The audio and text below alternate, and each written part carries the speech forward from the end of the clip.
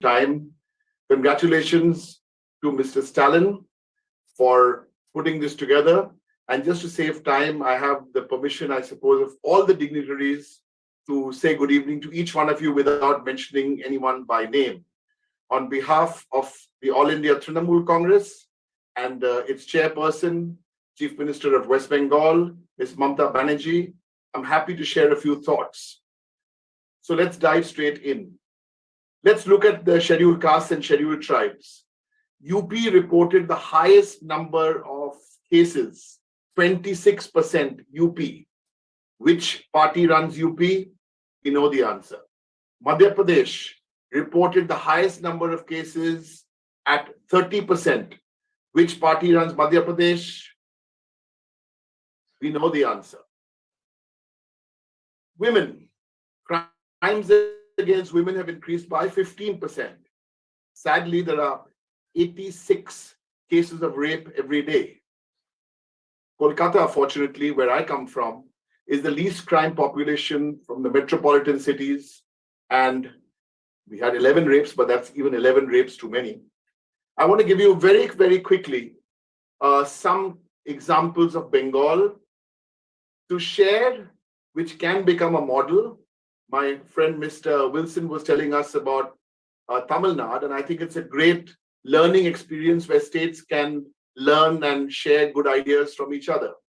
The Kanya Shri scheme in Bengal touches 81 lakh girls. It's a cash allowance, which has been awarded. It's got a lot of international awards. The Vivekananda Scholarship has benefited 8 lakh students. That's from economically backward sections. The Rupashri is a cash transfer scheme for women before marriage. That's more than 2 lakh women. And there are other schemes like Yuvashri, which has a financial assistance for 2 lakh youth, and a scholarship for minority community students called Aikyashri. So there are lots and lots of schemes. We don't have the time to go into those details, but I want to leave you with two thoughts for this conference. The caste-based reservation should extend. I completely agree with what Mr. Wilson said in his opening remarks, and I do believe the caste-based reservation should extend to Dalits and the converts to other religions. And of course, there's been a considerable delay in census. And with so many great minds here today, I want to leave you with a thought of seeing the Ranganath Mishra Commission in 2007. And that commission had recommended that, I can be heard.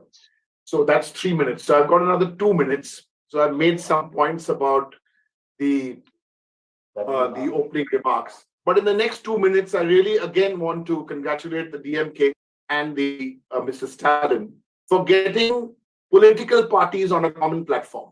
Now that's the need. It's wonderful. The Chief Minister, Mr. Gehlot, is here from a Congress state. We have Mr. Akhilesh Yadav, Mr. Hemant Soren from the JMM, and all the political parties are here. There are still 2 or 3 political parties who don't want to fight the BJP. This is not the time to sit on the fence. I would humbly appeal to Mr. Naveen Patnaik and the Biju Janata Dal. You've got to be here, sir. We together, Mr. Jagan Reddy of the YSR.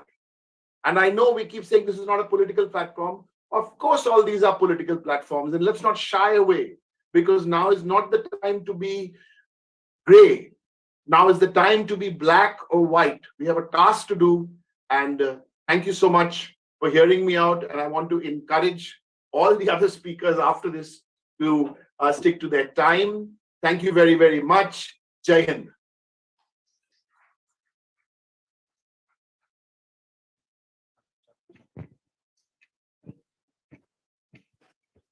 Thank you, sir. I now request Honorable Mr. Chhagan Chandrakant Bhujbal, the member of the Legislative Assembly Maharashtra and former Deputy Chief Minister of Maharashtra from the Nationalist Congress Party, to deliver his special address. At the outset, I thank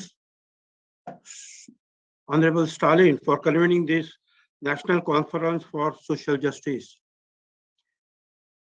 I have 2-3 suggestions.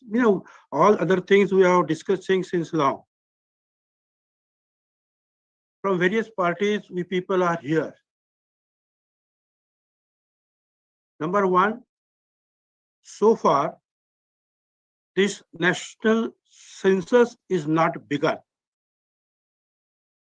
I would say, let us pass the resolution unanimously that in this census, caste census also should be included. And what for? इसके पहले भी there were two groups were formed to study the OBC problems.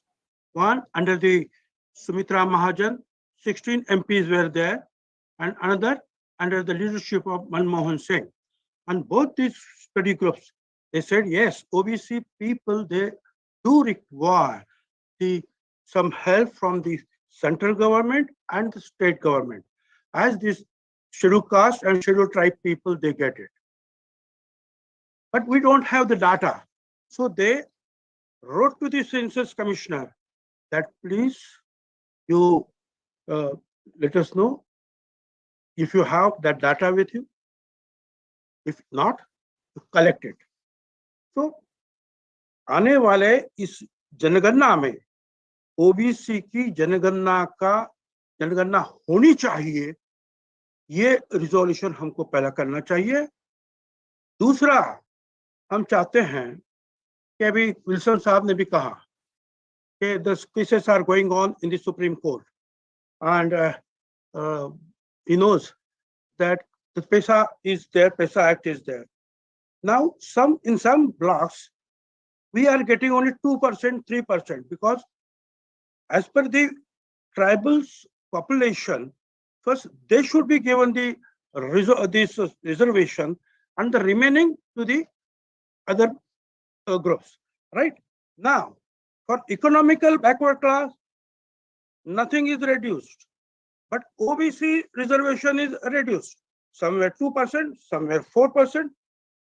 We should say we are not against the PESA Act and tribal people, but our 27% of the OBC reservation should be retained as it is. This is number two. So these two resolutions we should pass. Some leaders from this forum should approach our Prime Minister, go to him, tell him, please do it for us, because we are 54% people in the country. You see, it's very clear that we are not here to discuss the politics. Now the people are playing politics on the name of this, in the name of this OBC people. Recently, Rahul Gandhi और इनका कुछ चला है मोदी जी का. राहुल गांधी जी ने कुछ बोला, वो मोदी है, मोदी वो है, बस बोले कि ओबीसी के खिलाफ राहुल गांधी बोले. अभी कहाँ होता है ओबीसी के खिलाफ? ये नीरव मोदी जैन है, ललित मोदी मारवाड़ी है, पूर्णेश मोदी बनिया है. अब मैं गुजरात की जो ओबीसी की लिस्ट लाया हूँ, वहाँ कहीं भी मोदी नाम की जात नहीं है. Modi is a surname. वो तो पारसियों में भी होता है, अलग अलग लोगों में होता है. तो ओबीसी को खाम जो है बीच में लाने की कोशिश कर रहे हैं. मैं आप सबको चाहूंगा इन सारे बातों के ऊपर ध्यान दे, 2 रिजोल्यूशन पास करे, प्राइम मिनिस्टर साहब को मिले और कहे कि जाति गणना में ओबीसी की जाति गणना हो जाए और हमारा 27% जो है रिजर्वेशन जो कुछ भी हो, सब जगह सारे देश में रिटेन होना चाहिए. Thank you very much mister Stalin and all the staff. Thank you. Nice one. Thank you, sir. I now request Honorable Mr. E.T. Mohammed Bashir, Member of Parliament, Organizing Secretary of the Indian Union Muslim League, to deliver the special address. Namaste to everybody. Most respected M.K. Stalin ji, who is giving dynamic leadership for this bold initiative. Similarly, other dignitaries and my dear friends. On behalf of IUML, Indian Union Muslim League, I am quite happy to address this gathering and associate with this moment.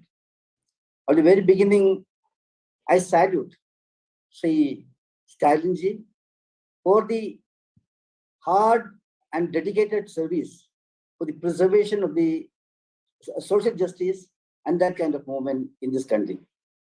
One thing I would like to say that This movement is not a small thing. Its significance and relevance in Indian politics also is very important. If this is strengthened properly, I'm confident and I would like to say that this movement is going to shape the future destiny of Indian politics. We have to be very careful in that kind of things. Now, I endorse with the views expressed by learned friends with regard to caste census. I don't want to elaborate.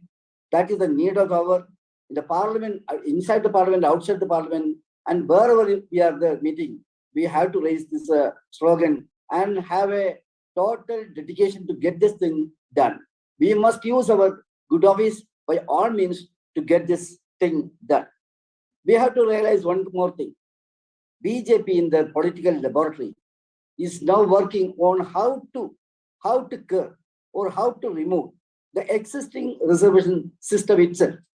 First effort was EWS, a bill passed in the act passed in the parliament.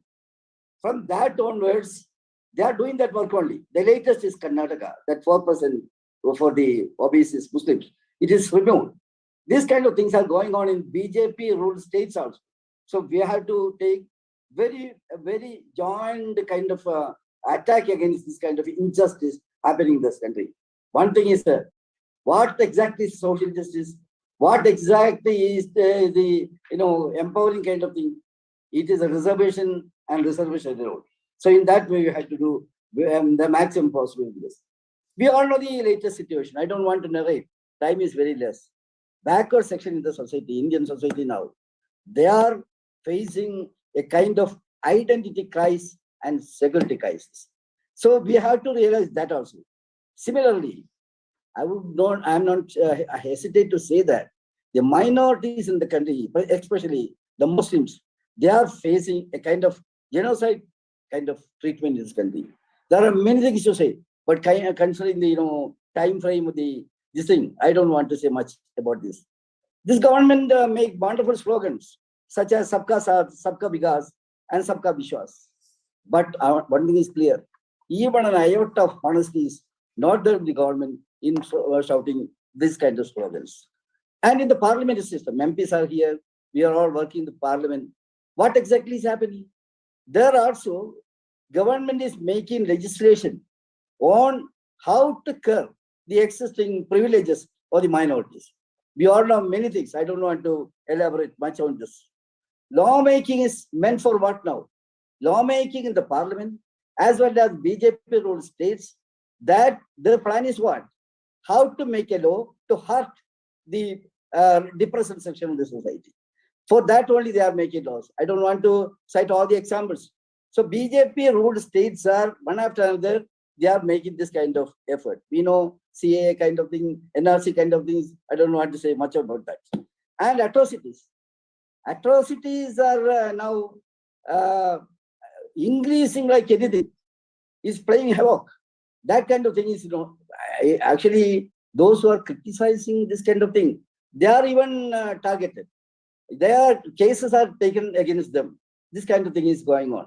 There are also a kind of strong protest to come. Otherwise, this may flare up to any extent. That also is there. Department of Social Justice. I'm a member of that consultative committee of the parliament. My learned friends also may be there. What exactly is happening there? That department is the most worst department as far as government of India is concerned now in the parliament. In that consultative committee, I have asked a question in the parliament on the expenditure on the social justice, this thing.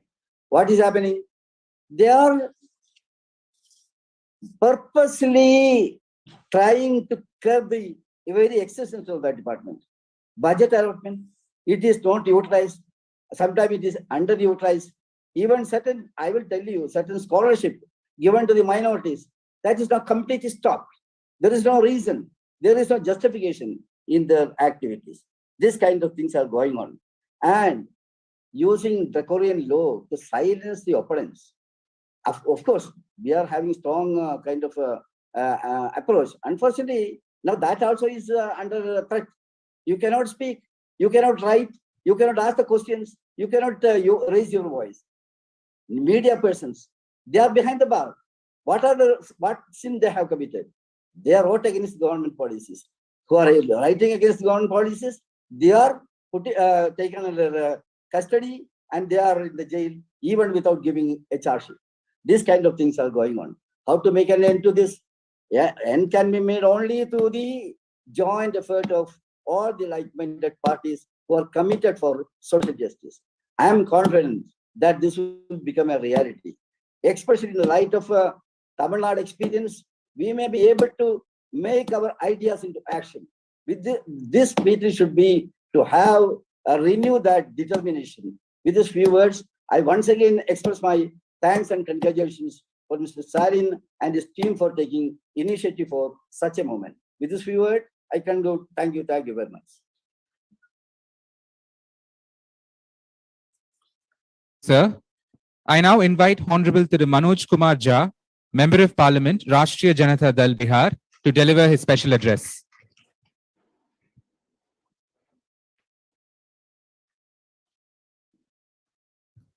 Thank you. Thank you, everyone. Thank you, DMK, Comrade Stalin, everyone for this first National Convention, All India Forum for Social Justice. You have a great legacy, DMK, as a political party. I don't consider DMK as merely a political party, it's a social revolution.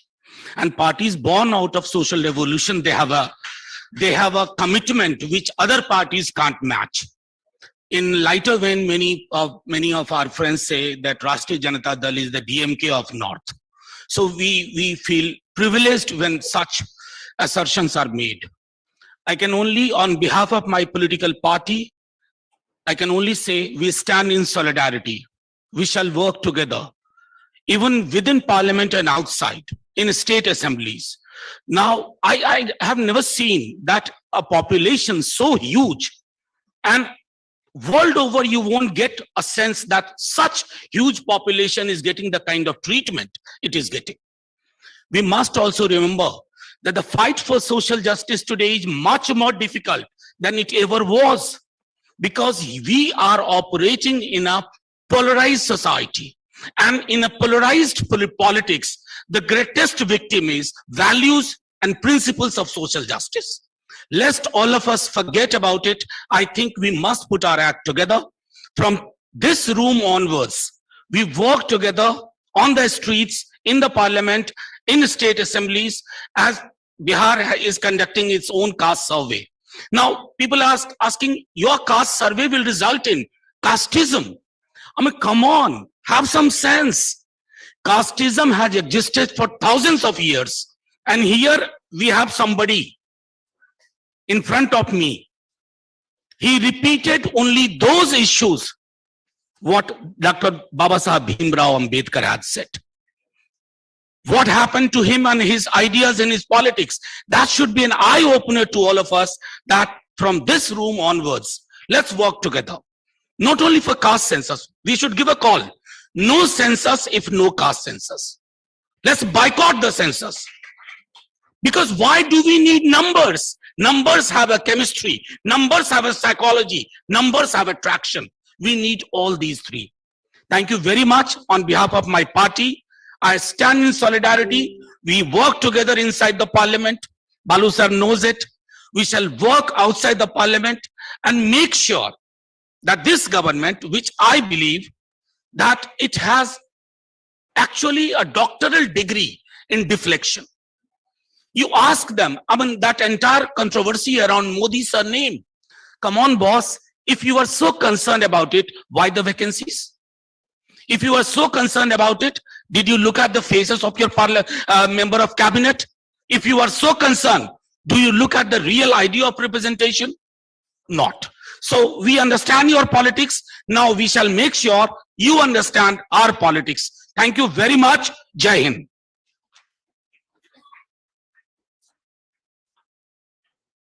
Thank you, sir. I now invite Honorable Mr. Rajkumar Saini, former Member of Parliament, Loktantra Suraksha Party, Haryana, to deliver his special address. नमस्कार. सबसे पहले मैं आज बधाई देना चाहता हूं MK Stalin जी और पिछड़ा वर्ग आयोग के चेयरमैन रहे ईश्वरैया जी को कि उन्होंने Ashok Gehlot ji, chief minister Rajasthan, chief minister Hemant Soren ji और तेजस्वी यादव डिप्टी सीएम बिहार और leader of opposition Akhilesh ji और former chief minister Farooq Abdullah ji और बहुत सारे लोगों को इनवाइट करके जो आज का प्रोग्राम रखा है उसके लिए मैं बहुत बहुत धन्यवाद देना चाहूंगा स्टालिन जी को और ईश्वरैया जी को। मित्रों, जब तक गैर बराबरी रहेगी तब तक कोई इंसाफ नहीं होगा। इस देश के अंदर हमारे 3 हीरो थे, पेरियार ई रामास्वामी, बाबा साहब भीमराव अम्बेडकर और महात्मा ज्योतिबा राव फूले, जिन्होंने इस देश के अंदर अंधविश्वास और गुलामी की जो मानसिकता देश के अंदर हुई है, इसके मानसिकता गुलाम होने की वजह से ये देश मनुस्मृति की वजह से कंगाल हुआ, गरीब रहा। हमारे से बाद जापान, रूस, चीन जैसे देश आजाद होकर के आज 100% जो बुद्धिस्ट कंट्री हैं, जहां कोई देवी देवताओं का, अंधविश्वास का कहीं कोई स्थान नहीं है। कम से कम वो देश जो दुनिया को टेक्नोलॉजी के रास्ते आज हमें मार्गदर्शक बने हुए हैं। जापान 100वीं सदी बुद्धिस्ट कंट्री है और जिसने दुनिया को रास्ता दिखाया, जो 1945 में नेस्तनाबूद हो गया। लेकिन इस देश में 33 करोड़ या 33 कोटि देवी देवता, जो बाबा साहब भीमराव अम्बेडकर, महात्मा ज्योतिबा फूले और पेरियार ई रामास्वामी ने इन शास्त्रों के बारे में, इन धार्मिक शास्त्रों के बारे में जो वर्णन किया है, उस पर हमारे देश के सुप्रीम कोर्ट ने भी मुहर लगाई है कि ये सब रामायण, महाभारत और वैदिक शास्त्र ये कपोल कल्पित कहानियां घड़ी गई हैं।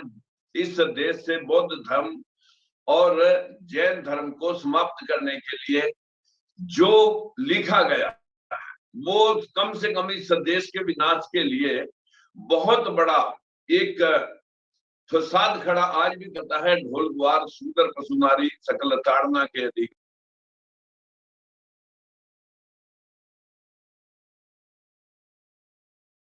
विश्वास फैलाया जा रहा है।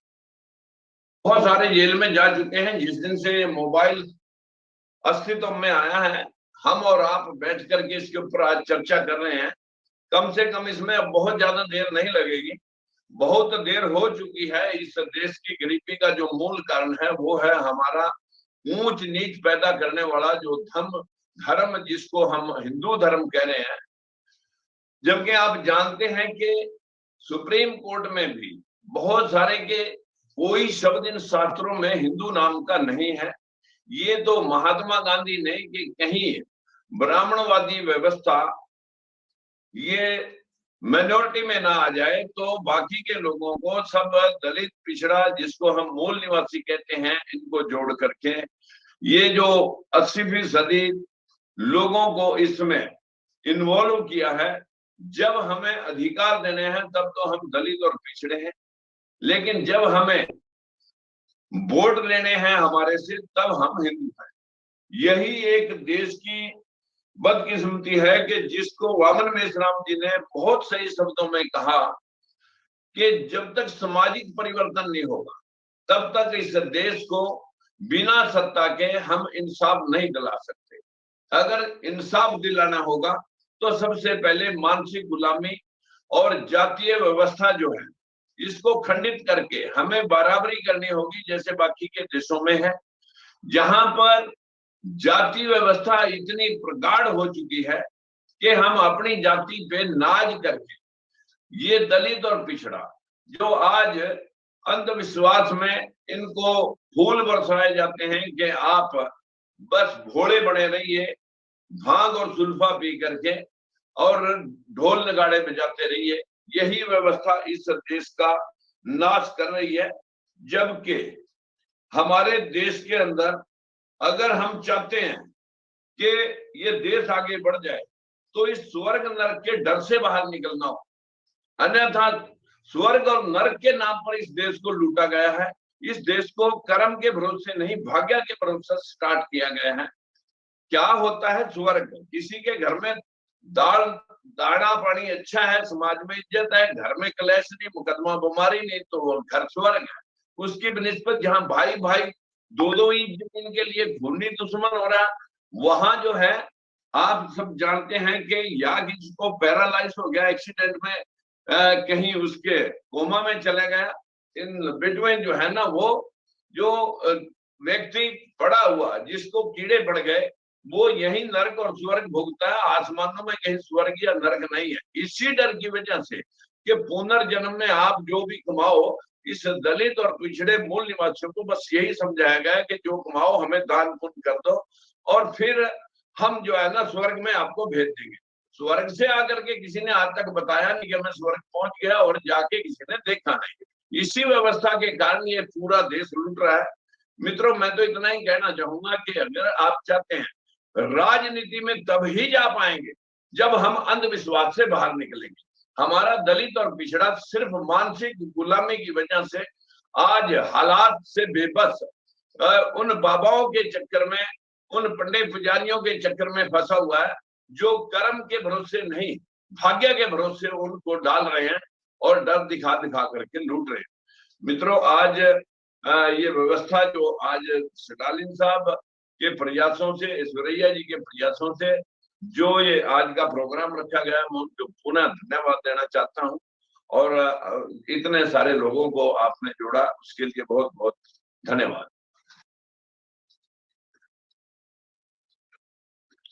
Thank you, sir. I now invite Honorable Mr. Mahadev Jankar, Member of Legislative Council Maharashtra, to deliver his special address.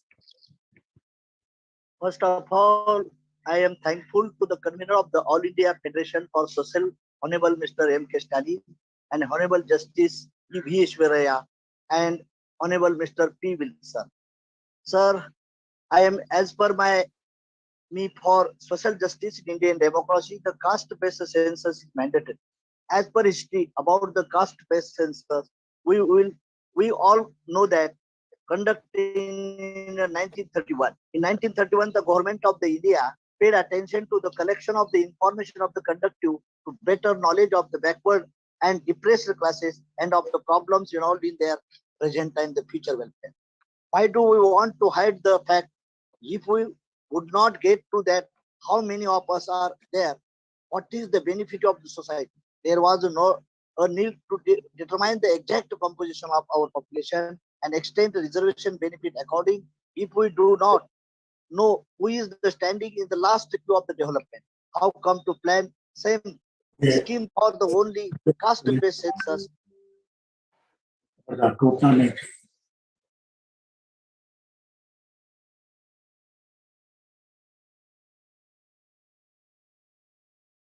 Mute हो गया जानकर साहब तो म्यूट हो गए।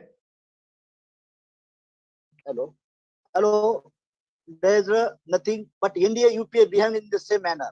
That's why I am requested to you in wealth distribution. According to a report of the Axom on the wealth distribution in India released in that year 2022, the top 10 of the Indian population own 74.3% of the total wealth, while the middle 40 and the bottom 50 owns 22.9 and mere 2.8 respectively.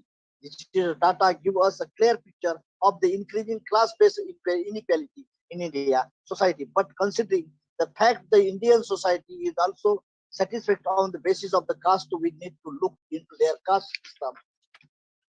Based composition of the top 10, middle 40 and bottom of the 50 of the Indian population in order to arrive at the fair conclusion about that the data actually represents the various caste groups in India, which caste groups were benefited from the development story of the India and which groups have been left out. This in terms of the wealth distribution, we can clearly see that upper caste groups are very overrepresented in the top of the segment of the Indian population as compared to their population share, while OBC, ST, SC and minority communities are represented in the middle and bottom of the wealth of the distribution. Thus, the structure of the wealth distribution of India is mirrors the hierarchy of the caste system. That is the benefit of the policy making. The purpose of the caste census is not merely there to the reservation issue. A caste census would actually bring to the fore for the large number of the issues and that the democratic country need to attain the particularly the number of people who are the margins who are deprived or the kind of the occupation the purpose. That's why in caste I am requested to all the OBC leaders, SC, ST and minority leaders who of a open challenge. Politics is the master key which would open all the doors. इसके ऊपर हमें ज्यादा प्यार करना चाहिए. मैं Stalin MK Stalin साहब और ईश्वरैया और जस्टिस यादव और पी विल्सन को अभिनंदन करना चाहता हूँ राष्ट्रीय समाज पार्टी की ओर से. जब तक रीजनल पार्टी के नेता देश के प्रधानमंत्री नहीं बनेंगे और तब तक हमारा हित नहीं होगा. कांग्रेस और बीजेपी से हमारे समाज के भी पीएम बनेंगे तो काम नहीं होने वाला है. इसलिए आपने सोचना चाहिए. स्टालिन रहे, यह भी अखिलेश यादव रहे, तेजस्वी रहे, ये लोग जब तक प्राइम मिनिस्टर नहीं बनेंगे ईश्वरा साहब तब तक हमारा हित नहीं होने वाला. ब्यूरोक्रेसी में भी हम भी कैबिनेट मिनिस्टर थे, कुछ नहीं होता था. आपको कोई सुनने वाले नहीं. मैं तो मेरी छोटी पार्टी है लेकिन छोटी छोटी पार्टी के जैसा तमिलनाडु में हमारे ओबीसी का हित होता है वैसा हर जगह ओबीसी का हित होना है. तो हमारा प्राइम मिनिस्टर, हमारा चीफ सेक्रेटरी, हमारा सुप्रीम कोर्ट का जज जब तक हमारा नहीं होगा तब तक हमारा हित नहीं होगा. इसी के साथ आपने मुझे मौका दिया. Thanks of law all the peoples of the that organisation. Thank you. Thank you, sir. I now invite Honorable Thiru Dr. K. Kesava Rao, Member of Parliament and Parliamentary Party Leader, Bharatiya Rashtriya Samiti, to deliver the special address.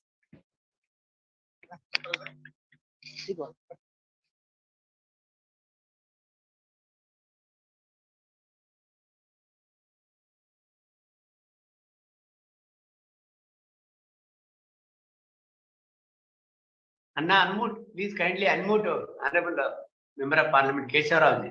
Unmute, please kindly. Am I now audible? And now we are audible. I must thank Mr. Chandraya first for all this, because he is one of those, when he left the bench, we all thought when he wanted to join us in the movement, when we were all activists there, as students or the politicians and the legislators, we thought he would only cover the course, but he is now leading us in the movement. And sir, this seminar, which is inspired by Mr. Stalin, as most of the speakers have said, is not enough. Seminars are not seminars. Webcasts are no webcasts. The condition of the VCs, the socially backward people, is same as it has ever been, and it will remain same. We need to ask that question as to why it is so. It is not the first time we are talking about the OBCs and talking about the poor in this manner. In a country like ours, in a nation, a multinational nation, which you call polarized society, it is not polarized society. It is some kind of, if people pardon me, it is a Brahminical order. Because Varna order, of which you have reduced the entire society into, is one thing which has been divided into purity and also the pollution. And in the pollution, we have come into. Now we need to fight that pollution. We have been talking about this forever. Mr. Modi, who is here, whose presence I recognize, has written in his reform report all about it in the fourth volume. Now, why I'm saying this is, we need to find out, we have reservations, affirmative action, we have education, whether it is progressive one or revivalist one, is for you to decide.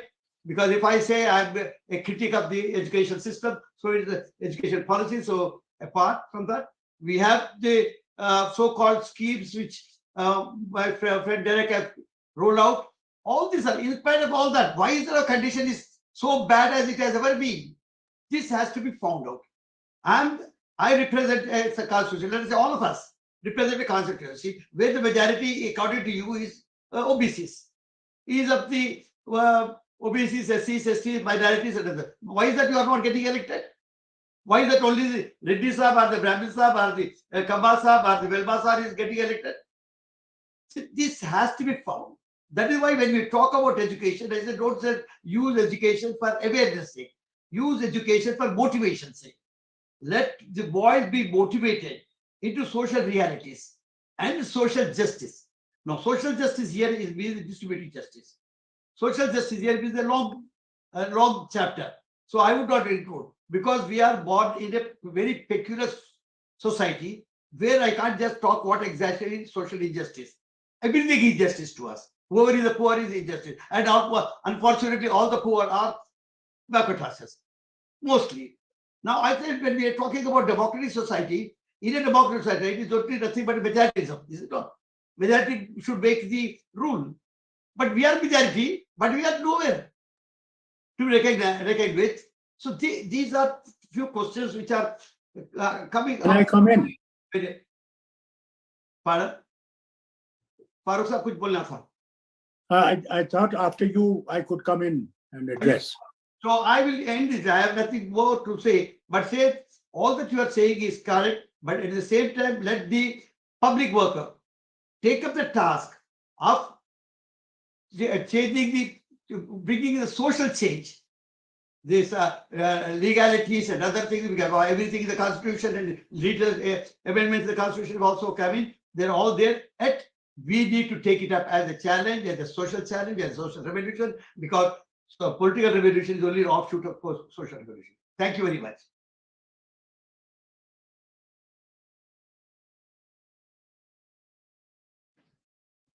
Thank you, sir. I now invite Honorable Mr. Farooq Abdullah, Member of Parliament and President of the Jammu and Kashmir National Conference, to address the gathering.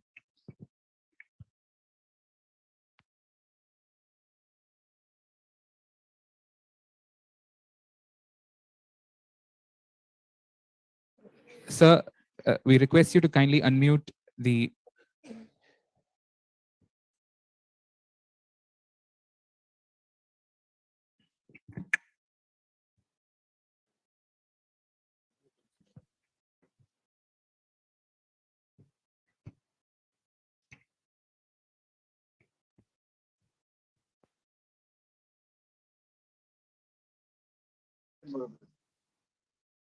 Sir, Honorable Mr. Farooq Abdullah साहब, kindly unmute. कृपया आप unmute करिए. Unmute करिए भाई साहब, आपका mic mute में है.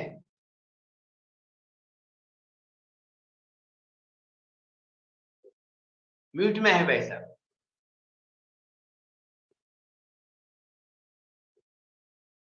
No kindly unmute. उसका स्पीकर के ऊपर दबाए तो फिर अनम्यूट हो जाएगा. दो आइकन्स रहेंगे इधर, एक वीडियो का एक म्यूट का स्पीकर, उसमें दबाए तो अनम्यूट हो जाएगा.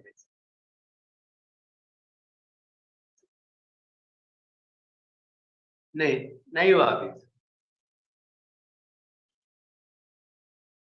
नीचे रहता भाई साहब.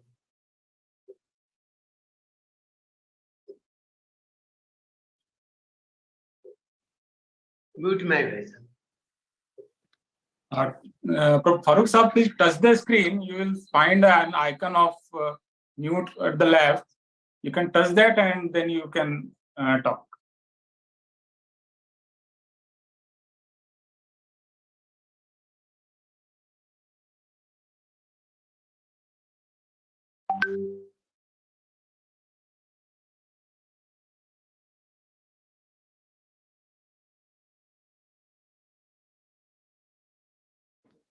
Since we have some technical issues, I request the Honorable Thiru Sanjay Singh, Member of Parliament, Aam Aadmi Party, to deliver the special address.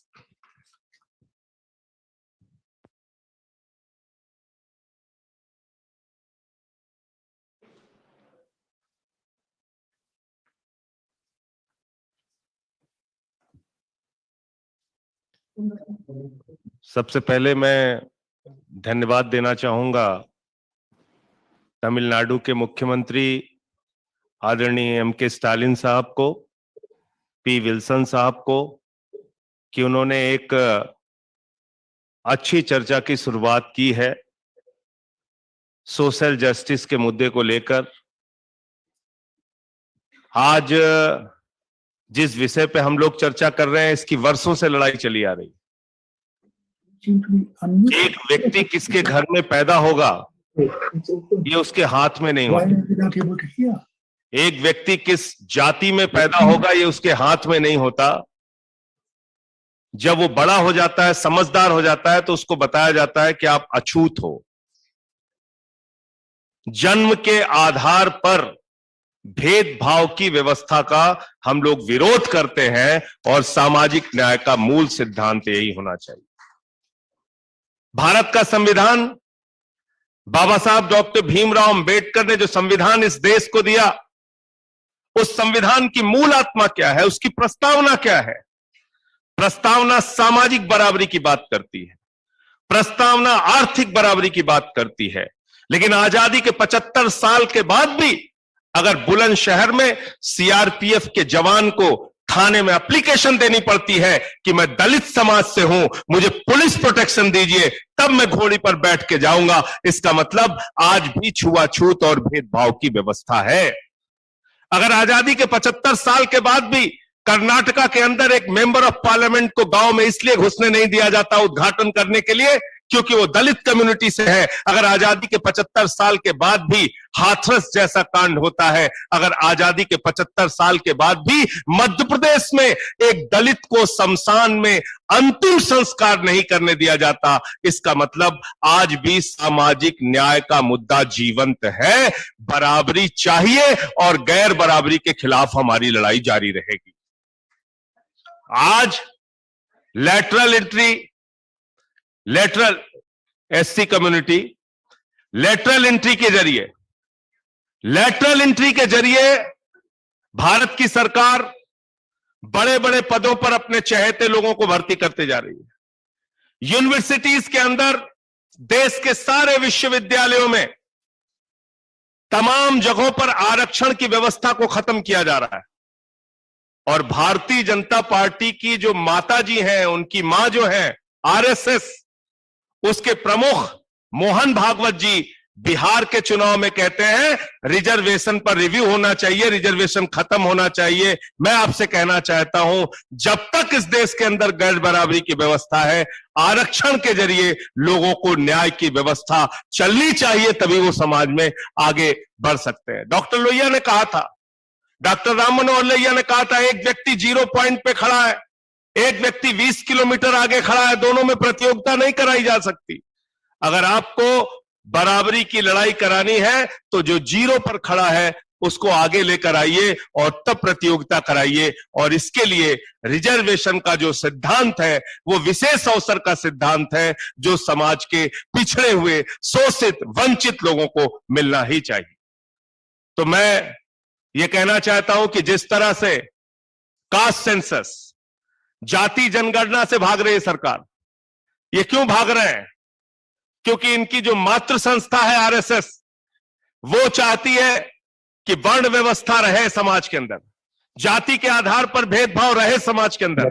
वो चाहती है कि ये जो भेदभाव की व्यवस्था वर्षों से चली आ रही है, ये जीवित और जिंदा रहे।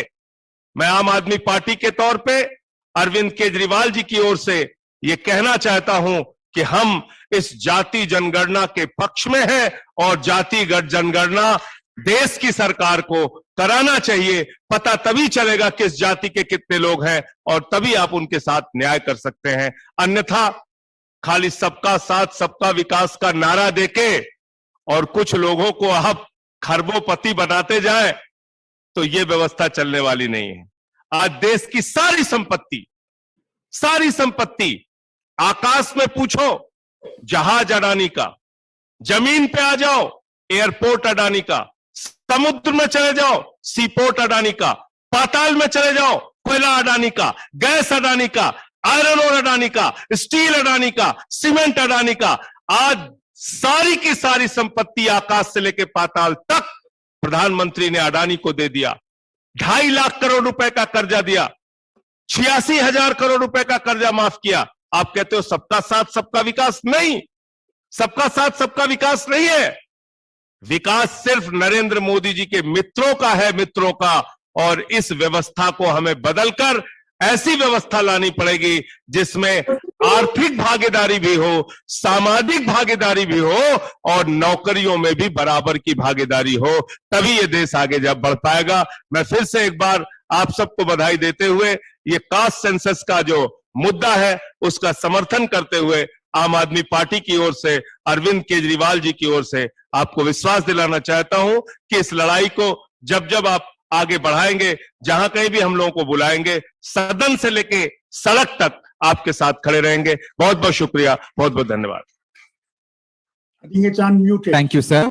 I now invite Honorable Mr. Farooq Abdullah, Member of Parliament and President of the Jammu and Kashmir National Conference, to deliver the special address. Thank you, Mr. Stalin, for this meeting, and to all the other leaders that have joined in this movement for India to grow for all. Those who have been deprived for years need to be brought out of that poverty and have to be given better life. That is what India should be for everyone. And for that, we must unite. And unless we unite and we form a central government, many of these things will not be possible. Anyway, we will try in our states to see where the states are being ruled by people other than the party that is in Delhi. Maybe they will be able to implement some of these things that Mr. Stalin has been able to do in Tamil Nadu. He has done a wonderful work. He has continued the legacy of Periyar and his father. And I'm sure this movement will continue in the rest of the nation. No doubt, many speakers before me have put before you the condition that OBCs face, the Adivasis face, the downtrodden face. But let us not forget that even in Brahmins, there are people who are still downtrodden.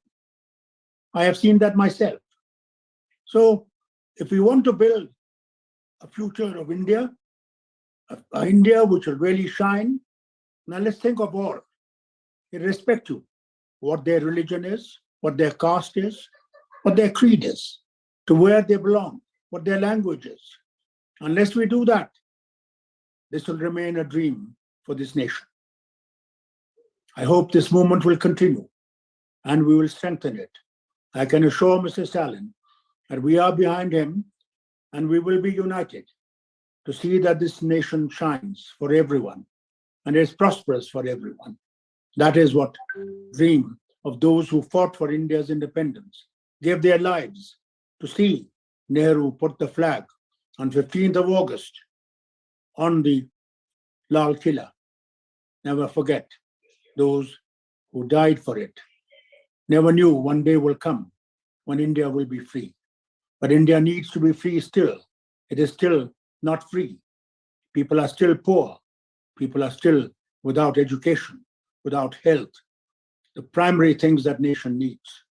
And therefore, I hope to God and I pray on this holy month of Ramadan that may He help us all to get out of this tragedy that we are facing today in our nation. My best wishes to all the leaders that are going to come and speak after me. And I hope that we see a shining India before I sleep.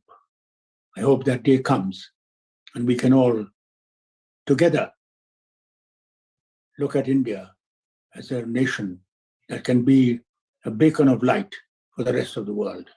God bless you all, and God bless Tamil Nadu and its chief minister and its people for the moment forward. Thank you. Thank you, sir. I now invite Honorable Mr. Sitaram Yechuri, former Member of Parliament and General Secretary of the Communist Party of India Marxist, to deliver his special address.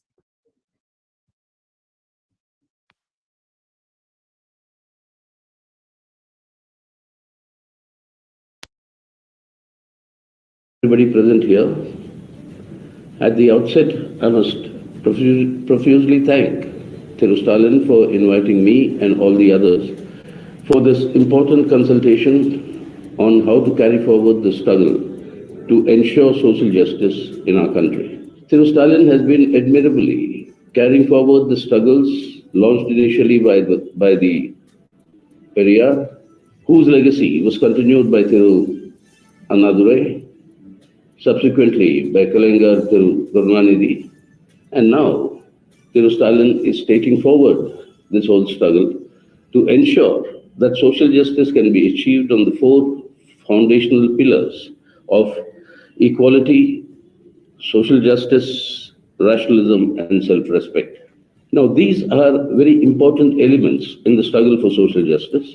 Unfortunately, social justice has often been understood merely as being limited to reservations. Reservations are important, are extremely important, because they open the windows of opportunity which otherwise remained closed in the caste-driven society of ours, based on caste oppression. These windows were never allowed to be open. Reservations open these windows. So they are a necessary conditions for achieving social justice, but they are not sufficient.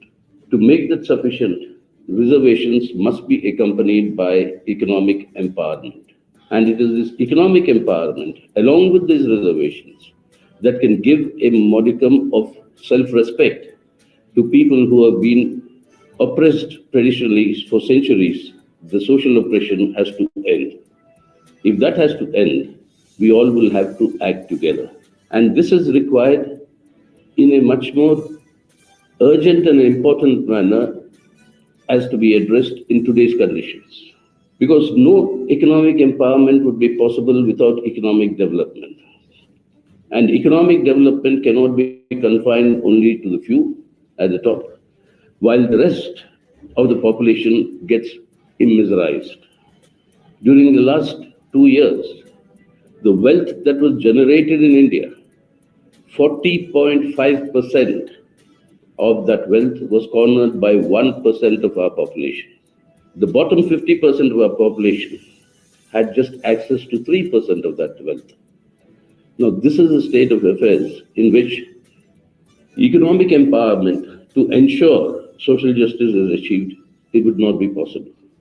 So this corporate communal nexus that has emerged today, that has to be fought, and the bigotry that is associated with it, based on very clear-cut communal polarization, that today is actually creating different categories of citizens in India. Reservations were also granted after the Sachar Committee report for Muslims who could be categorized as OBCs.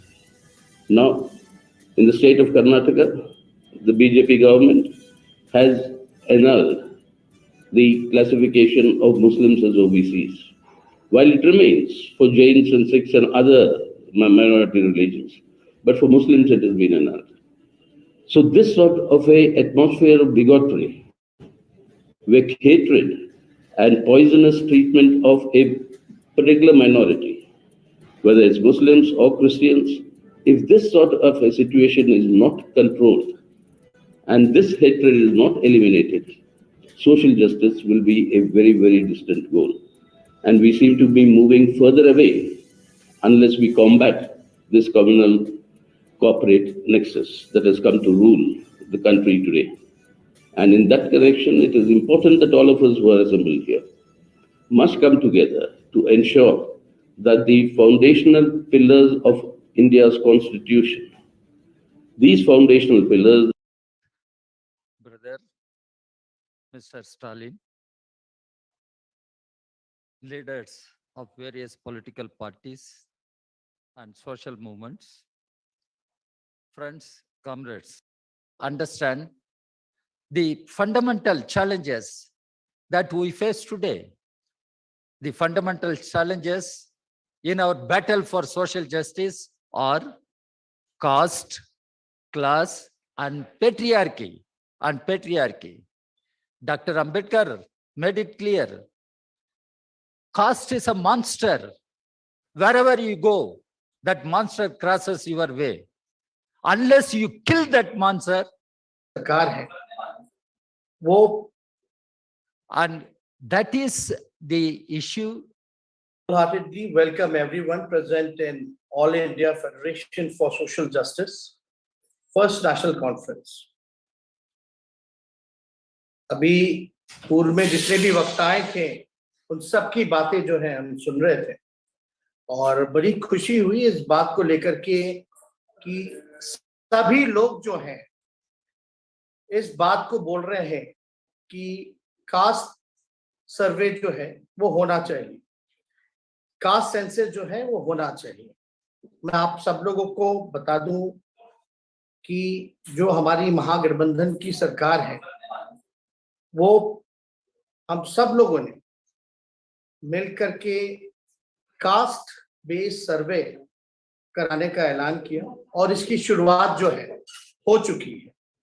और इसकी लड़ाई हमारे पिता आदरणीय लालू जी ने हर मुकाम पे लड़ा है, सड़क से संसद तक इसकी लड़ाई लड़ी।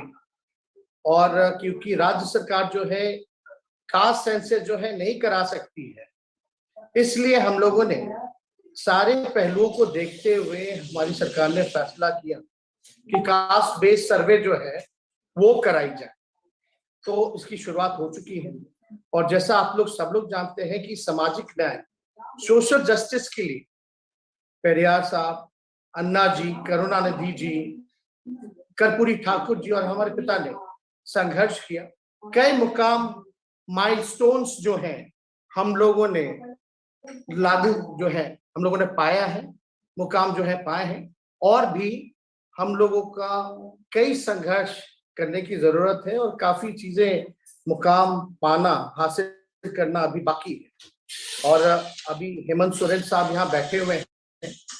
हम सब लोग को एक कलेक्टिव कंसर्न है कि जो भी विपक्षी दल है या कांग्रेस प्रदेश शासित राज्य है वहां 27% रिजर्वेशन, 27% रिजर्वेशन हम लोगों को राज्य सरकार को करना चाहिए।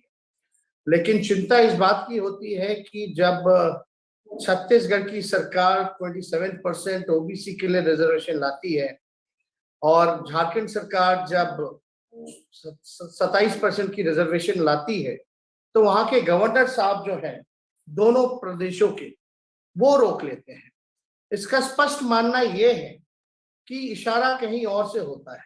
और मैं फारूक अब्दुल्ला जी की बात से टोटल सहमत हूं कि जब तक सत्ता में, दिल्ली के सत्ता में जो लोग काबिज हैं, जिनकी विचारधारा जो है आरएसएस की है, और जब तक उनको हटाया नहीं जाएगा, सत्ता से बेदखल नहीं किया जाएगा, तब तक हम लोगों को पिछड़ों का, गरीबों का अधिकार नहीं मिलेगा। और इसके लिए हम सब लोगों को लड़ाई लड़ने की जरूरत है। अपने अपने ईगोस को दूर रख करके एक हो करके लड़ाई जो है वो लड़ना चाहिए। और पहले भी, पूर्व में भी हम लोगों ने देखा है कि जब भी भाजपा धार्मिक उन्माद या धार्मिक ध्रुवीकरण जब भी करती है, जब भी सोसाइटी को कॉमनलाइज करती है, तो इनको हराने के लिए हम लोगों ने पहले भी देखा है कि सामाजिक न्याय की जो राजनीति है उसी से हम जो है इनको हरा सकते हैं। और सबसे बड़ी आबादी जो है सब लोग जानते हैं कि किसकी है। तो एक बार जब कास्ट बेस्ड सर्वे बिहार में, हमको लगता है कि मई के 1-2 महीनों में जो है ये पूरा आ जाएगा, तो उसी हिसाब से हम अपनी सरकार की योजनाएं जो है वो बनाने का काम करेंगे। और जो अंतिम पैदान पे खड़ा जो समाज है, जो back bencher of the society है, उनको मुख्य धारा में हम सब लोग जो है लाने का हमारी सरकार जो है प्रयास करने का काम करेगी। लेकिन आज की स्थिति में देखिए, देश में जो माहौल है, there is no OBC representation as per OBC population in universities या इन सेंट्रल गवर्नमेंट इंस्टीट्यूशंस। तो ये काफी जो है चिंता का सवाल है। जहां यूनिवर्सिटी में देख लीजिए तो ओबी पॉपुलेशन के हिसाब से हम लोगों का रिजर्वेशन नहीं है। जितने सेंट्रल इंस्टीट्यूशंस हैं वहां रिप्रेजेंटेशन हमारा जो होना चाहिए वो नहीं है।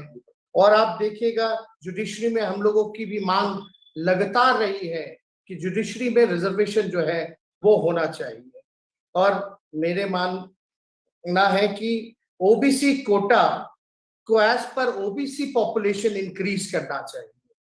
तो इसकी लड़ाई जो है हम सब लोगों को मिलकर के जो है वो लड़ना है। और साथ ही साथ आप देखिएगा कि सारी सत्ता में बैठे हुए, दिल्ली में बैठे हुए जो लोग हैं वो एंटी ओबीसी तो है ही, एंटी सोशल जस्टिस तो है ही, एंटी रिजर्वेशन भी हैं, और आज जितने इंस्टीट्यूशंस हैं जहां भी रिजर्वेशन लागू होते थे, जो ओबीसी हो, एससी हो, एसटी हो, जिनको रोजगार में रिजर्वेशन मिलता था, नौकरियां मिलती थी, आज वैसे सारे इंस्टीट्यूशंस को प्राइवेटाइज कर दिया जा रहा है। जब सरकारी संस्थाएं जब प्राइवेटाइज हो जाएंगी तो आरक्षण का क्या महत्व रह जाएगा? कोई मतलब नहीं रह जाएगा।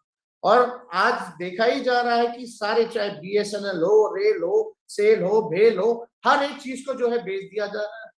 तो इसलिए अब सबसे ज्यादा महत्वपूर्ण ये आ जाता है कि इनको तो हराना है आने वाले 2024 के चुनाव में, लेकिन साथ ही साथ हम सब लोगों को मिलकर के लड़ाई जो है, अभी डी राजा साहब बता रहे थे कि प्राइवेट सेक्टर में रिजर्वेशन जो है हम लोगों को उसके लिए मिलकर के संघर्ष करने की जरूरत है। और जब तक प्राइवेट सेक्टर में रिजर्वेशन नहीं होगा तब तक लोगों को जो है इंसाफ और जो है नहीं मिलेगा। और बड़ी खुशी की बात है कि आज सब लोग जो है ये पहला नेशनल कॉन्फ्रेंस में, जिसमें मैं धन्यवाद देना चाहता हूँ तमिलनाडु के चीफ मिनिस्टर स्टालिन साहब का, कि उन्होंने इसके लिए बहुत पहल की है। विल्सन साहब का, मैं ऐश्वर्या जी का धन्यवाद करना चाहता हूँ, वीरमणि जी का धन्यवाद करना चाहता हूँ कि जब जब ये याद करते हैं हम हमेशा मौजूद रहते हैं। और ये पिछले साल जब हमारी मीटिंग हुई थी उसमें ये निर्णय लिया गया था कि अगले बार से जो है नेशनल कॉन्फ्रेंस हम लोग जो है करेंगे। तो आज इसकी शुरुआत हुई है, तो मुझे बड़ी खुशी हुई कि पहल जो है, गाड़ी जो है आगे बढ़ी है और मिलकर के लड़ाई लड़ना है और अपने लोगों को अधिकार की लड़ाई जो है वो लड़ करके उनको अधिकार हम लोग मिलकर के दिलाएंगे। तो सभी लोगों को, यहाँ मौजूद कॉन्फ्रेंस में जितने लोग हैं, सब लोगों का मैं अभिनंदन करता हूँ, आप सब लोगों का स्वागत करता हूँ, सलाम करता हूँ। और ज्यादा समय ना लेते हुए हम अपनी बातों को यहीं समाप्त करते हैं। आप सब लोगों का बहुत बहुत धन्यवाद। जय हिंद। तेजस्वी जी, अगली कॉन्फ्रेंस आप पटना में कराइए। देश भर के अरे लोगों को आप कहीं भी चाहिए, हम तो तैयार हैं। अगली कॉन्फ्रेंस हम जरूर, आप लोग चाहेंगे तो हम पटना में ऑर्गेनाइज करा देंगे।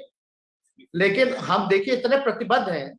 लास्ट टाइम आप लोगों ने जब मीटिंग में हमको बुलाया था उस समय हम हनीमून पे थे दुबई में, और उस समय भी हम आपका जो मीटिंग कॉन्फ्रेंस जो है वो अटेंड किया।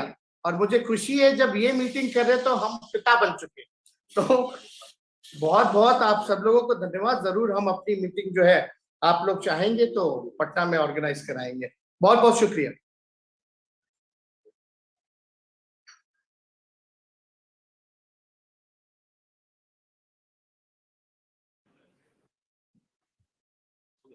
Thank you, sir.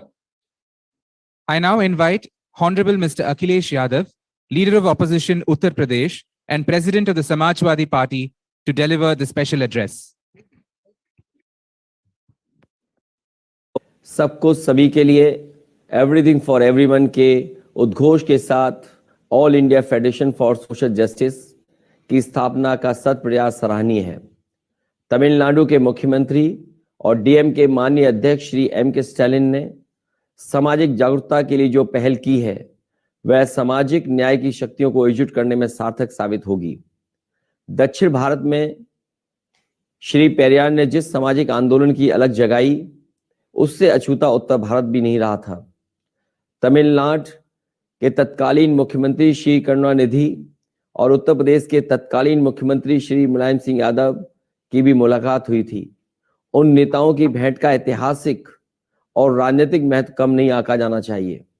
Doctor Ram Manohar Lohia ने जिस सामाजिक न्याय की अनिवार्यता पर बल दिया था, समाजवादी पार्टी की उसके प्रति अटूट प्रतिबद्धता रही है। डॉक्टर लोहिया ने पिछड़ों के लिए संसोपा ने बांधी गांठ, पिछड़े पावे 100 में 60 की सामाजिक व्यवस्था के साथ ही विशेष अवसर के सिद्धांत का भी प्रतिपादन किया था, जो संविधान में आरक्षण का आधार बना। समाजवादी पार्टी समानता, सामाजिक न्याय तथा आत्मसम्मान के लिए लड़ाई में हर कदम पर सहभाग के लिए प्रतिबद्ध है। स्मरणीय है कि समाजवादी पार्टी ने पूर्व रक्षा मंत्री तथा पूर्व मुख्यमंत्री उत्तर प्रदेश नेताजी श्री मुलायम सिंह यादव के नेतृत्व में मंडल कमीशन की रिपोर्ट को लागू कराने के लिए लंबा आंदोलन चलाया था। हजारों समाजवादी कार्यकर्ताओं ने जेल यातनाएं सही, तब जाकर के मंडल कमीशन की रिपोर्ट लागू हो सकी। समाजवादी पार्टी सबके लिए हक और सम्मान चाहती है, इसलिए समाजवादी पार्टी का मानना है कि जब तक सामाजिक न्याय नहीं होगा तब तक न आर्थिक समानता आएगी और ना ही सामाजिक गैरबराबरी का अंत होगा। समान अवसर और सम्मान के साथ सभी को जीने का अधिकार मिलना चाहिए।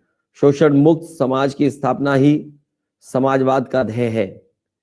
आज आवश्यकता है कि शोषणकारी व्यवस्था की समाप्ति और संपन्नता के प्रति के लिए सामाजिक न्याय की शक्तियां संगठित और सशक्त हों। इसके लिए परस्पर विमर्श, कार्यक्रम तथा संघर्ष का रास्ता ही बचता है। समाजवादी पार्टी माननीय मुख्यमंत्री श्री M.K. स्टालिन के नेतृत्व में all India federation for social justice की पहली बैठक की सफलता की कामना करती है।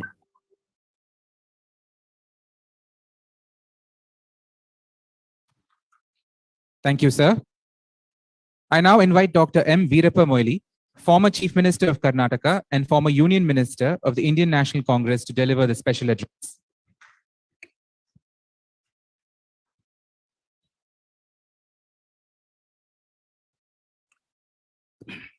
Friends, I'm highly grateful for the cordial invitation rendered to Indian National Congress by Sri M.K. Stalin to participate in the All India Federation for Social Justice. When I landed in the airport, our AICC President, Mr. Mallikarjuna Kharge, told me, rather directed me to proceed to the venue of this meeting and participate it and communicate to this federation and all of you that Indian National Congress is with you to fight for all the social justice. You know, social change cannot be effected unless there is proper social justice. History of the many civilizations we found, including India, that people suffer, particularly OBC, SC, ST, they suffer from the long drawn feeling like Stockholm syndrome, where they suffer, they are exploited, and after some time, they just enjoy it.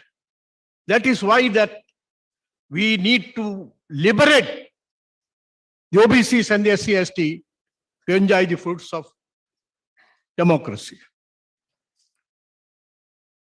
for which all of us join together, and each one should not take his own agenda.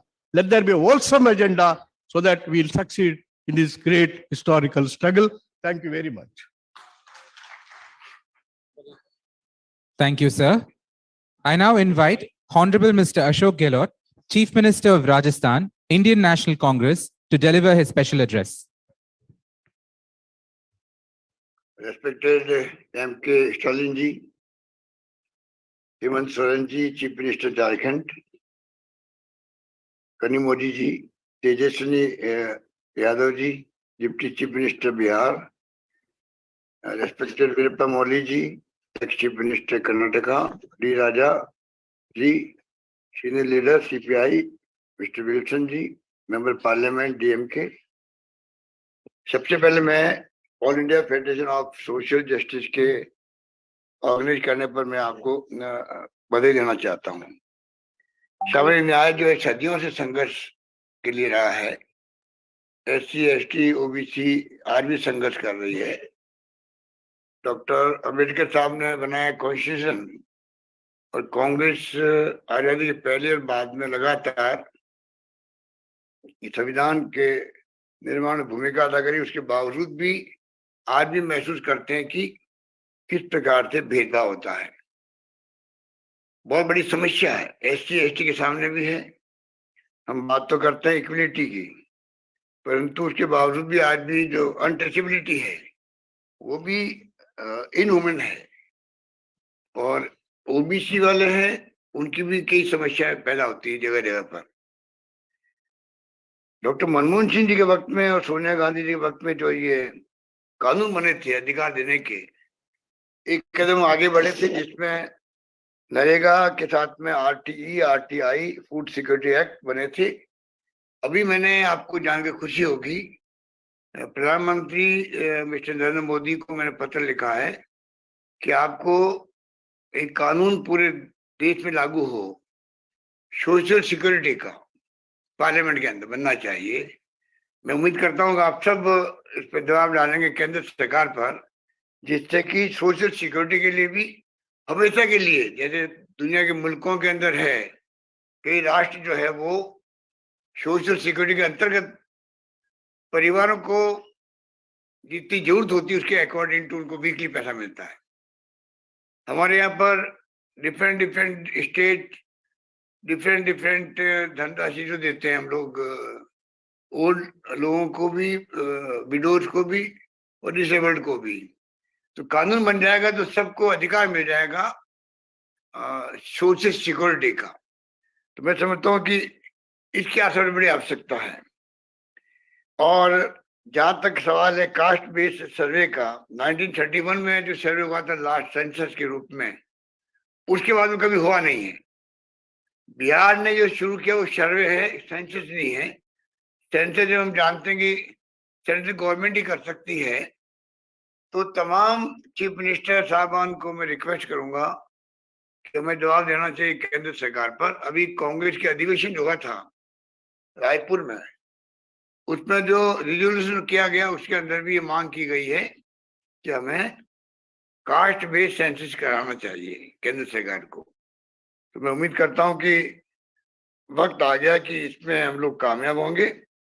और social security के लिए हमने कुछ कदम उठाए हैं, compulsory FIR का भी। आप जानते हैं कि गरीबों की सुनवाई नहीं होती है पुलिस स्टेशन पे भी, एससी एसटी ओबीसी लोगों की विशेष रूप से। हमने यहाँ पर एफआईआर को कंपल्सरी किया है पुलिस स्टेशन के अंदर, उसका बड़ा इम्पैक्ट पड़ा। 156(3) में जो केसेस आते थे कोर्ट से, उसकी संख्या बहुत कम हो गई और तफ्तीश इन्वेस्टिगेशन का टाइम बहुत कम हो गया। एससी एसटी ओबीसी को काफी हद तक न्याय मिलने लगा है। मैंने जो मिनिस्ट्री फॉर्म की है राजस्थान के अंदर, उसमें भी 18 लोग जो है वो out of 30, 18 SC ST OBC के हैं और 2 माइनॉरिटी के हैं। इस प्रकार से हमारा प्रयास है किस प्रकार से हम लोग माइनॉरिटी के साथ साथ में एससी एसटी ओबीसी को भी हम लोग किस प्रकार स्ट्रेंथन कर सकते हैं। सबका ध्येय एक ही है कि किस प्रकार से हम सोशल जस्टिस का जो आपने ये जो स्लोगन दिया है, all India federation of social science के गठन करके एक शुरुआत की है, उसके लिए आप बधाई के पात्र हैं। और मैं उम्मीद करता हूं कि आने वाले वक्त में ये जो नई शुरुआत हुई है, ये पूरे देश के अंदर हर प्रदेश में भी, हर जिले में भी एक मैसेज आएगा। और मिस्टर स्टालिन का इस कदम को उठाना एक मायने रखता है देश के लिए। मैं समझता हूं कि हमारी कांग्रेस पार्टी भी, अन्य पार्टी मिलकर के सोशल जस्टिस कैसे मिले हर व्यक्ति को, जो सपना डॉक्टर अम्बेडकर का भी था, कई नेताओं का भी था, कई महापुरुषों का भी था देश के अंदर, चाहे वो महाराष्ट्र के हो, तमिलनाडु के हों या देश के किसी भाग के हों, उन सबका सपना पूरा करने के लिए मिस्टर स्टालिन, आपको मैं बहुत बहुत बधाई देना चाहता हूँ। उम्मीद करता हूँ कि आपका जो ये पहल किया आपने, उसमें आपको सबका सहयोग मिलेगा। इस काम को हम लोग और मजबूती से आगे बढ़ा पाएंगे।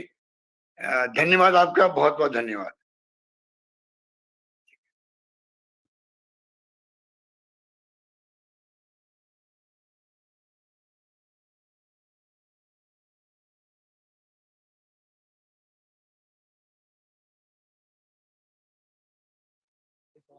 Thank you, sir.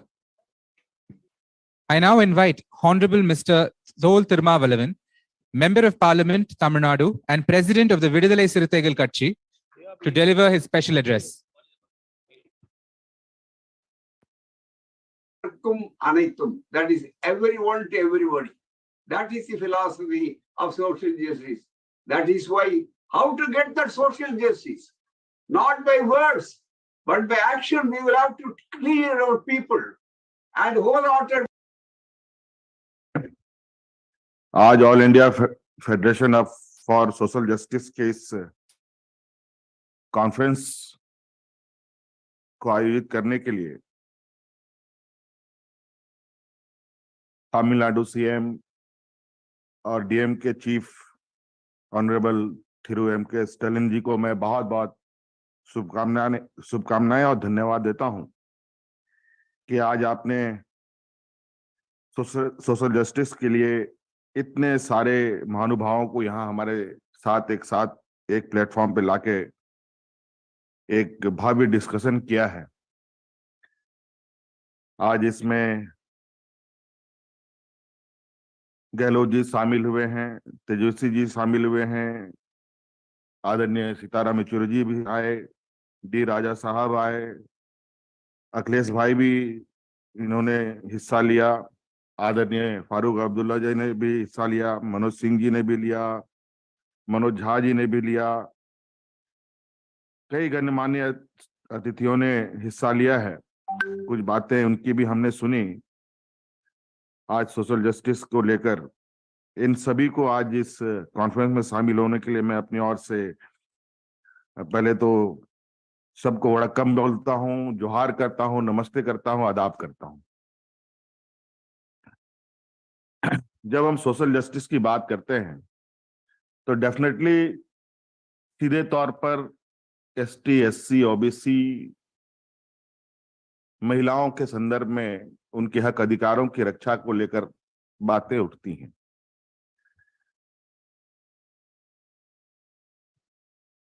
और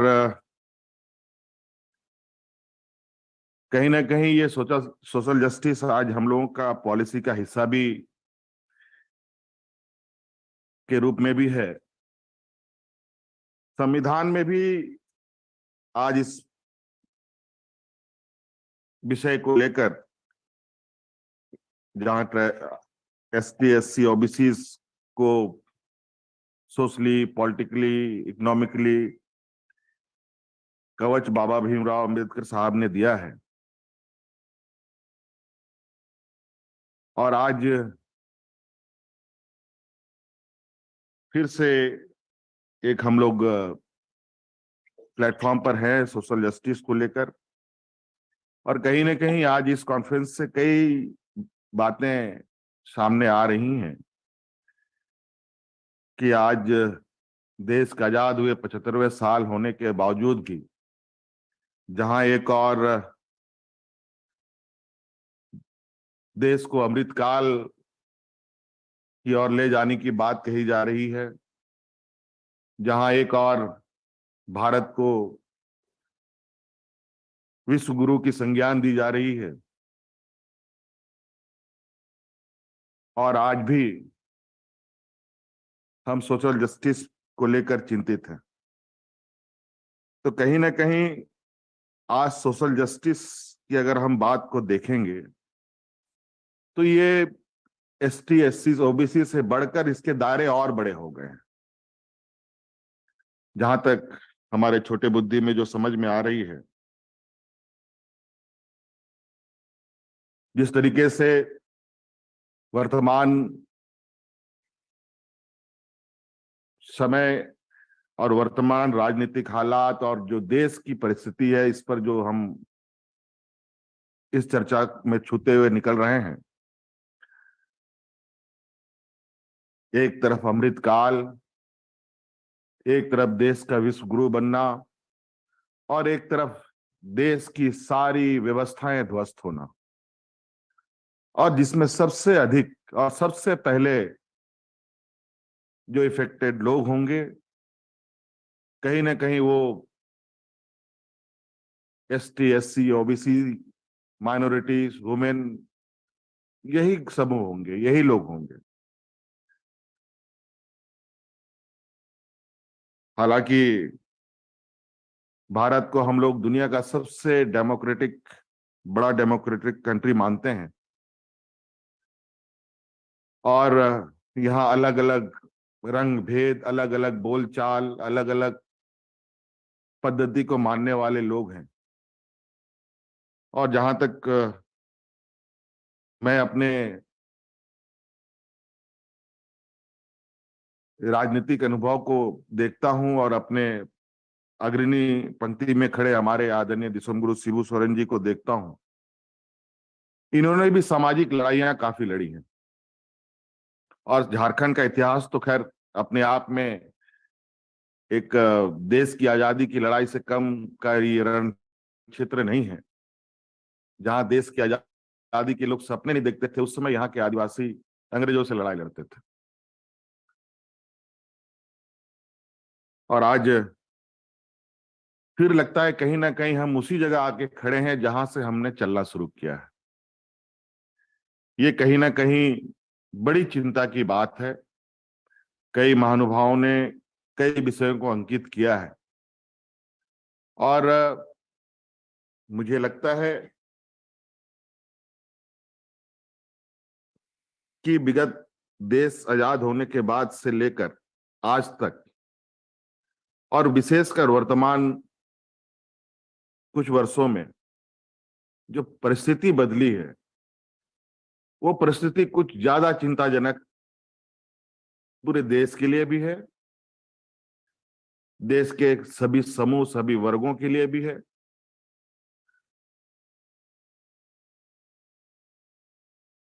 हम सब देख रहे हैं किस तरीके से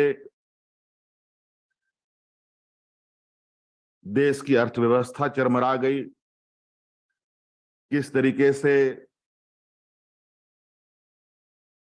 यहाँ के किसान, मजदूर और पढ़े लिखे नौजवान बेरोजगार हो रहे हैं, और किस तरीके से जो थोड़ी बहुत रोजगार उपलब्ध कराने वाली संस्थाएं हैं, उन सभी संस्थाओं को भी समाप्त किया जा रहा है।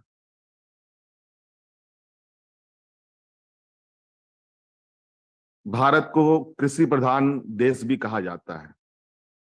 हमारे अग्रणी नेताओं ने कई स्लोगन किसानों को लेके बुलंद किया। किसानों का आंदोलन आज भी अनवरत जारी है। अभी विगत वर्षों में आपने देखा कि 1 नहीं, 2 नहीं, 3 नहीं, 4 नहीं, 5 महीनों तक दिल्ली में किसान अनशन पर रहे। बदले में क्या मिला, ये हमारे सामने है। जहां देश का सबसे ज्यादा लोग एंगेज हैं, उस व्यवस्था को कहीं ना कहीं हम लोगों ने बिल्कुल किनारे छोड़ दिया है। उसे आज कहीं ना कहीं बहुत ज्यादा प्रभावित वर्तमान नीतियों की वजह से हो रही हैं। कई क्षेत्र हैं जहां पर आज हमें चर्चा करने की आवश्यकता है। आज आदरणीय स्टालिन साहब ने सोशल जस्टिस की बात को छेड़ा है।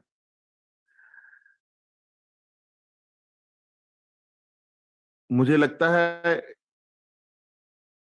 ये चर्चा हमारे चंद घंटों में के लिए नहीं, बल्कि एक लंबे समय के लिए होने की आवश्यकता है।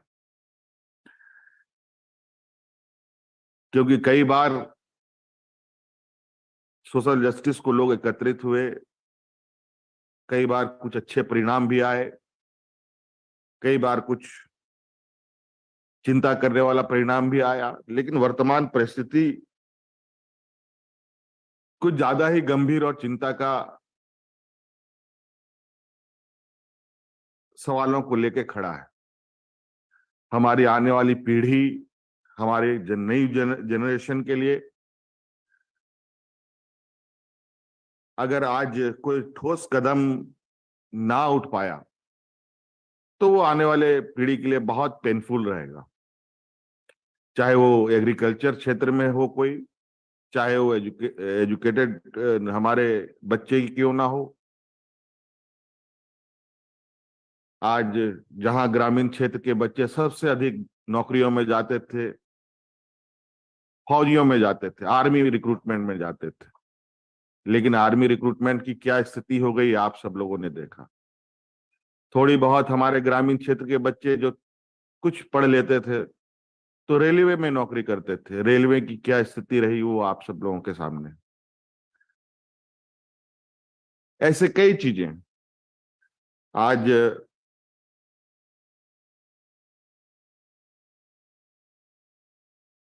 लोगों को पीडीएस के अनाज पर जीने के लिए मजबूर होना पड़ रहा है। आज महंगाई की स्थिति इस हालत में है, लेकिन जिस तरीके से आज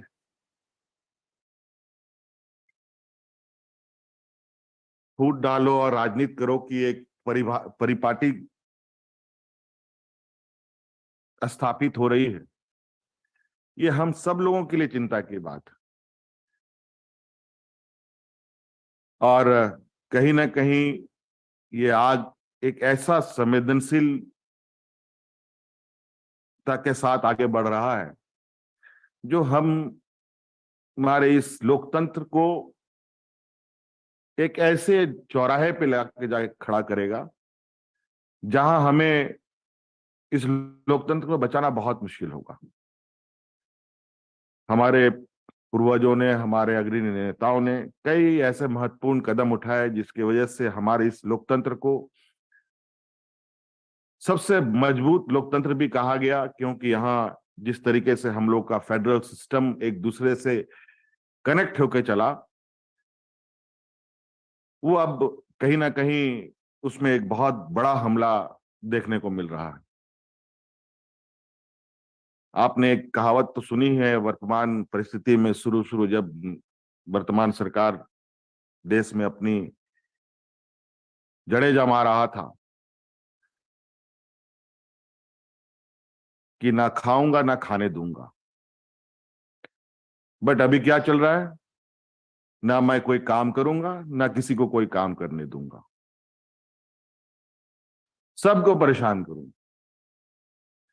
आज ये बड़ा विचित्र स्थिति है। आज ओबीसी की बातें आई। हमारे स्टेट में तो जो स्थिति है, हमारे स्टेट का जो जन्म हुआ है, एक आंदोलन का ये उपज का ये राज है।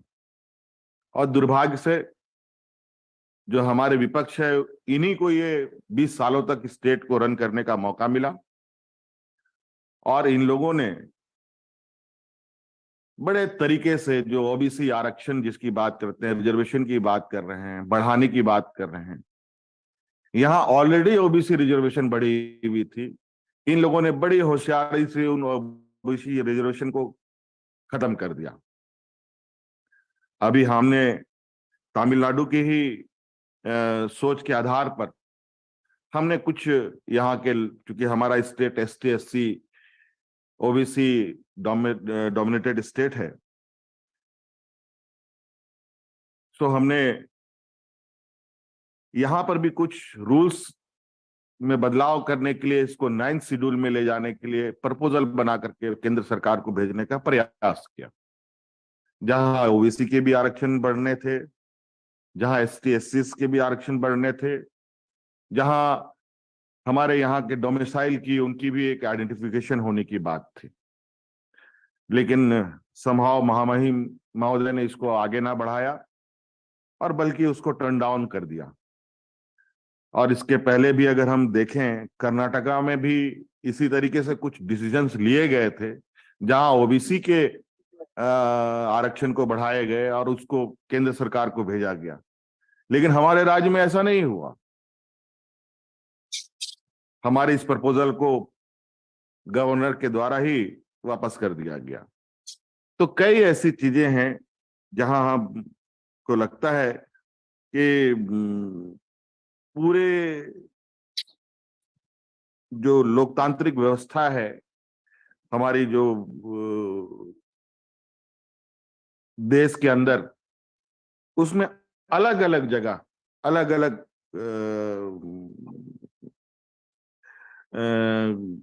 संस्थाओं में कहीं ना कहीं सोशल जस्टिस नहीं होना भी आज के दिन में इतनी बड़ी डिस्कशन को आमंत्रित कर रहा है। आज चाहे ब्यूरोक्रेसी में हो, चाहे वो जुडिशरी में हो, चाहे सेंट्रल गवर्नमेंट के जॉब्स में हो, चाहे PSUs हो, ST, SC, OBC माइनॉरिटीज की जो प्रेजेंसी है बिल्कुल नहीं के बराबर है। हालांकि संविधान में हमें इन समूहों को एक कवर्ड किया गया है, उनको रिजर्वेशन मिला है, बट जब रेलवे की कोई नौकरी ही नहीं निकलेगी, बैंकों में कोई नौकरी ही नहीं निकलेगी, फौजियों में कोई नौकरी ही नहीं निकलेंगी, तो ये STS, जबकि आपको ये बात हम सबको मालूम है कि अब संविधान बदलने की भी बात होती है। अब संविधान जब बदलने की बात होगी तो क्या बात उभर के आएगी ये तो आने वाला वक्त बताएगा। लेकिन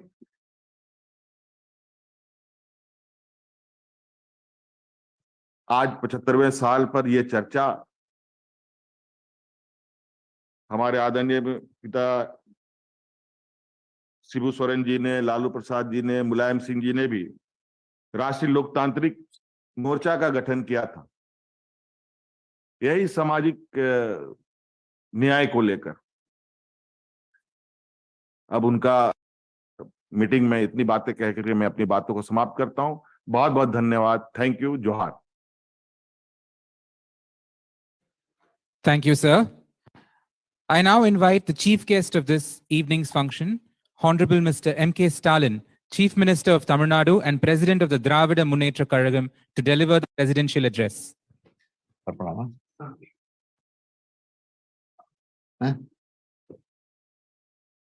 அகில இந்திய சமூக நீதி கூட்டமைப்பு நடத்தும் மாபெரும் முதல் மாநாட்டில் கலந்து கொண்டுள்ள அனைவரையும் வரவேற்று உரையாற்றிய அகில இந்திய பிற்படுத்தப்பட்டோர் கூட்டமைப்பின் தலைவர் ஓய்வு பெற்ற நீதிபதி ஈஸ்வரையா அவர்களே, ராஜஸ்தான் மாநில முதலமைச்சர் மாண்புமிகு அசோக் கெலாட் அவர்களே, ஜார்க்கண்ட் மாநிலத்தினுடைய முதலமைச்சர் மாண்புமிகு ஏமந்த் சோரன் அவர்களே, பீகார் மாநிலத்தினுடைய துணை முதலமைச்சர் தேஜஸ்வி யாதவ் அவர்களே, ஜம்மு காஷ்மீர் தேசிய மாநாட்டு கட்சியினுடைய தலைவர் ஃபரூக் அப்துல்லா அவர்களே, இந்திய கம்யூனிஸ்ட் கட்சியினுடைய பொதுச் செயலாளர் டி ராஜா அவர்களே, திரிணாமுல் கட்சியைச் சேர்ந்த டெரிக் ஓபரேன் அவர்களே, முன்னாள் அமைச்சர் வீரப்ப மொய்லி அவர்களே,